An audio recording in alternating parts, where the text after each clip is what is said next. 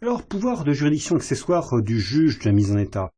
Et en effet, on a voulu accélérer, au fond, le traitement du contentieux. On a voulu faire en sorte que lorsque l'affaire va être appelée à l'audience des plaidoiries pour entendre les dernières explications des avocats qui vont permettre de juger, l'affaire soit en quelque sorte débarrassée de tout le contentieux périphérique qui pourrait polluer le litige, que les questions qui sont essentiellement des questions de procédure, des incidents, soient tranchées en amont, au stade de l'instruction.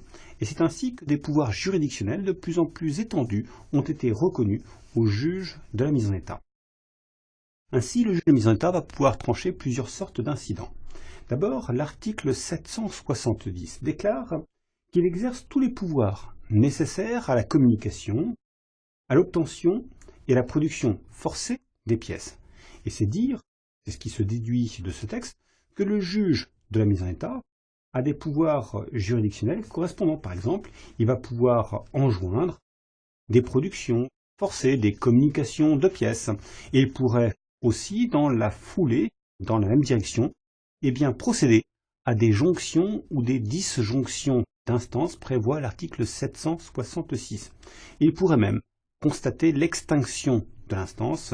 Par exemple, il a obtenu une conciliation. Article 769.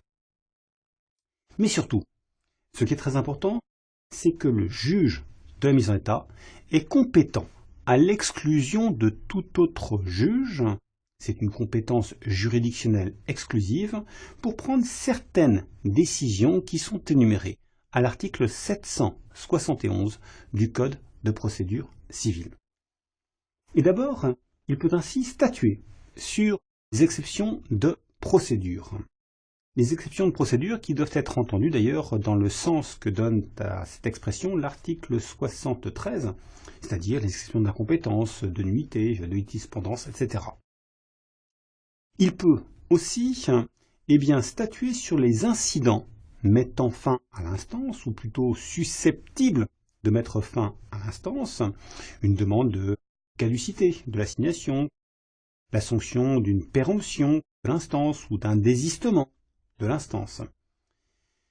Et depuis un décret du 28 décembre 2005, le texte précise que les parties ne sont plus recevables à soulever les exceptions et les incidents en question, à moins qu'ils ne surviennent ou ne se révèlent postérieurement au dessaisissement du juge.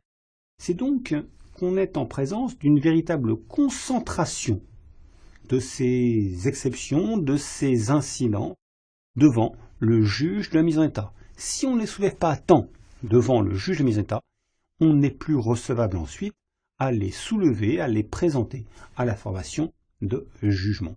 On attend de la formation de jugement qu'elle juge le fond principalement et non pas ces incidents qui doivent être tranchés antécédemment devant le juge de la mise en état. Mais cela ne vaut que pour les exceptions de procédure, pour les incidents de l'instance que vise l'article 771. Cela ne vaut pas en particulier, la jurisprudence l'a bien précisé désormais, pour les fins de non-recevoir. Certaines questions de frontières ont pu toutefois poser difficulté. Si pour le sursis à statuer, des divergences étaient apparues en doctrine, en jurisprudence, on s'accorde aujourd'hui à admettre que le juge de la mise en état a également compétence pour prononcer des sursis à statuer. Deuxième catégorie de décisions qui peuvent être prises par le juge de la mise en état, le juge de la mise en état a compétence à pouvoir pour allouer une provision pour le cours du procès. Et il peut aussi, si l'obligation n'est pas sérieusement contestable, allouer une provision pour le créancier, pour celui qui se prétend créancier, en vertu de ses prétentions. Il s'agit non plus d'une provision pour le procès, mais d'une avance sur la condamnation qui doit être prononcée, du moins on l'espère, par la formation de jugement. Le juge de la mise en état peut encore, quatrième chef de compétence, envisagé de manière exclusive à l'article 771, ordonner toutes les autres mesures provisoires, même conservatoires, dit la loi, à l'exception simplement des saisies conservatoires et des sûretés judiciaires conservatoires qui entrent dans les pouvoirs du juge de l'exécution. Enfin, il peut ordonner même d'office toute mesure d'instruction, ce qui relève évidemment des prérogatives naturelles du juge de mise en état puisqu'il est avant tout juge de l'instruction. Alors ces différentes ordonnances relèvent des pouvoirs juridictionnels du juge de la mise en état. En cela, c'est une véritable juridiction qu'il exerce.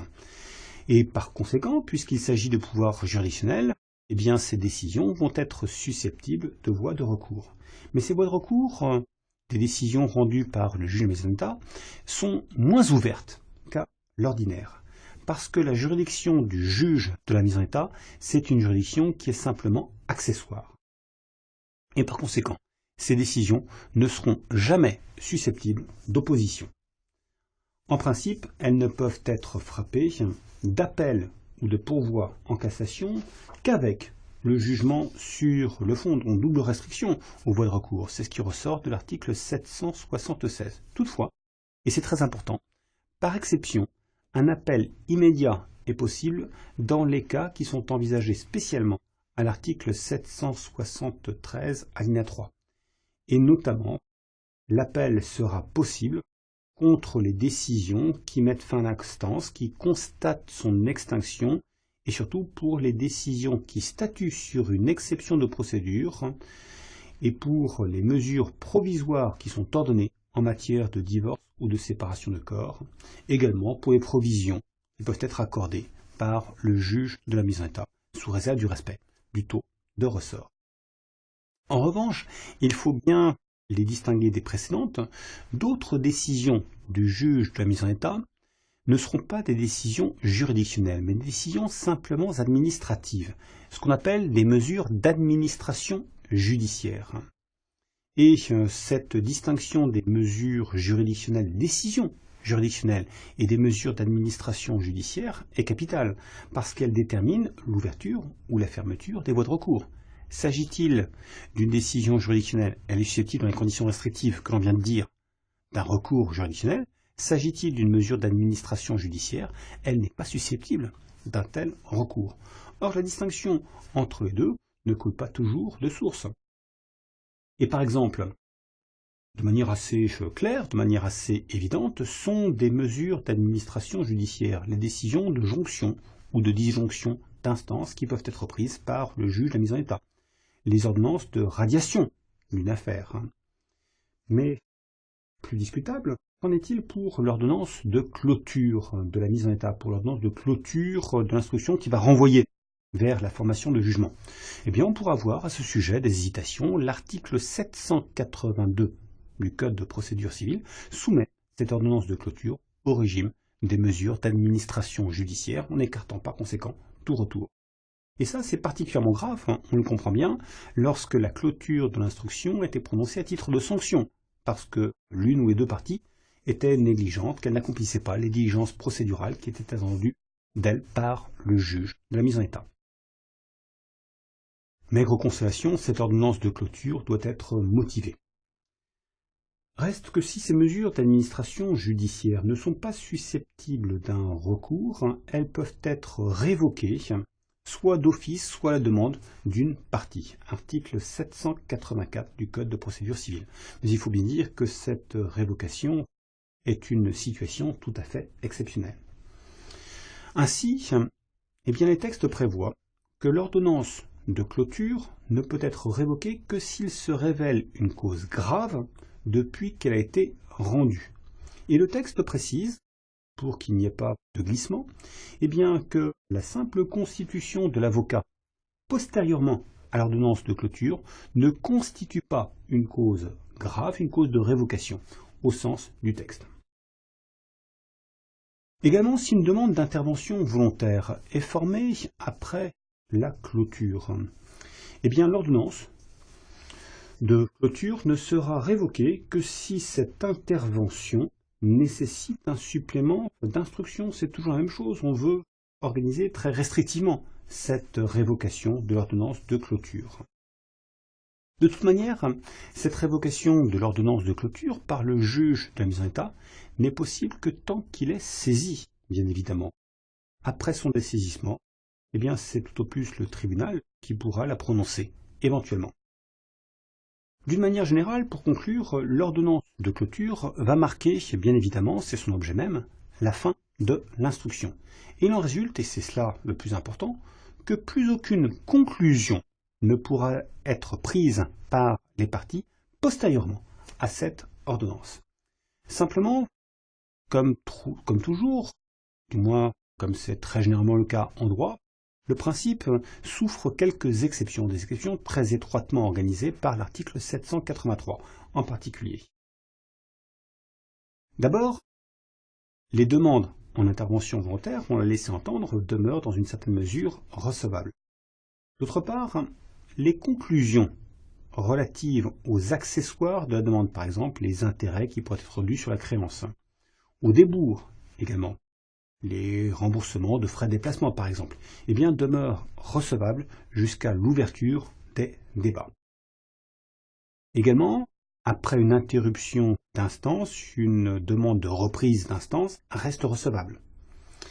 Mais pour éviter des manœuvres dilatoires, il a fallu prévoir une autre ouverture. On pourrait parfaitement imaginer en particulier qu'une partie attende la dernière échéance, la dernière minute, pour déposer des conclusions juste avant l'ordonnance de clôture, de sorte que la partie adverse se trouve objectivement interdite, empêchée de conclure à son tour par l'ordonnance de clôture qui aura été rendue entre-temps.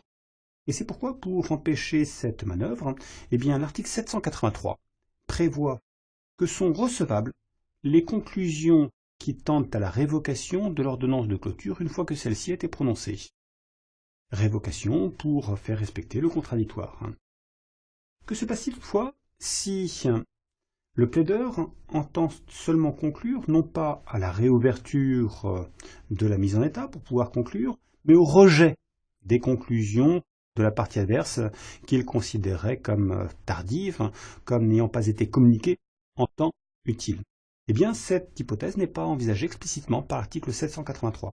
Il est revenu à la Cour de cassation de préciser que ces conclusions, afin d'irrecevabilité de ces prétentions adverses communiquées trop tardivement, sont également recevables après l'ordonnance de clôture.